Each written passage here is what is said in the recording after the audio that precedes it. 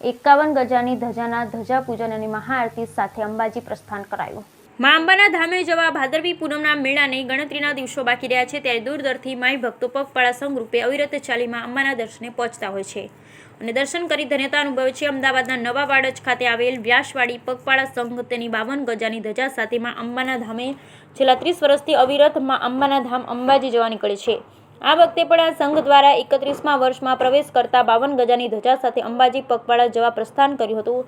અંબાજી જતા અગાઉ આ 52 ગજાની વ્યાસવાડી ખાતે ધજા પૂજા તેમજ મહાઆરતી કરવામાં આવી, જેમાં મોટી સંખ્યામાં લોકોએ ભાગ લીધો। મંત્રોચ્ચાર દ્વારા મા અંબાના રથનું પૂજન કરાયું અને તમામ સોસાયટીઓ પુષ્પની રંગોળી દ્વારા સુશોભિત કરવામાં આવી। કાલે મહાઆરતી સાથે ધજા પૂજા અને આજે સવારે 6 કલાકે આ 52 ગજાની ધજાનું સંઘમાં અંબાના ધામે જય જય અંબે બોલ મારી અંબેના નાદ સાથે પ્રસ્થાન થયું। 10મી અંબાજી ખાતે આ સંઘ દ્વારા રાસ ગરબાનું ભવ્ય આયોજન કરવામાં આવશે અને 11મીએ સવારે આ 52 ગજાની ધજા ચડાવવામાં આવશે। આશરે 125 થી 150 લોકો આ સંઘમાં પગપાળા જોડાય છે અને મા અંબાના દર્શન કરે છે।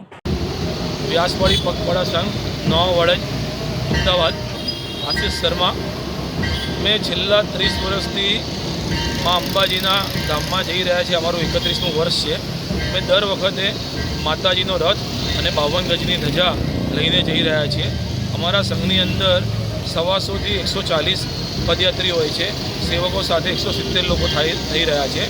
અમે લોકો તારીખ 9 તારીખે 9/9 અને 6ના દિવસે પહોંચીશું। 7મના દિવસે આરામ કરીશું અને 8મના દિવસે 11 તારીખને 8મના દિવસે અમે માતાજીના શિખર ઉપર ધજા ચડાવીશું।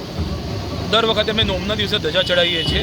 આ વખતે અમે 8મના દિવસે ધજા ચડાવીએ છીએ। એનું બેઝિક કારણ એક જ છે કે દિવસે ને દિવસે માતાજીના ધામમાં દર્શનાર્થીઓ વધી રહ્યા છે।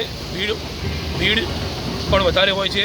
વ્યવસ્થા સરકાર તરફથી તો સારી હોય છે, પણ અમને સગવડ પડે અને બધા શાંતિથી દર્શન કરી શકે તે માટે અમે આ વખતે 8મે ધજા ચડાવીએ છીએ। જય અંબે।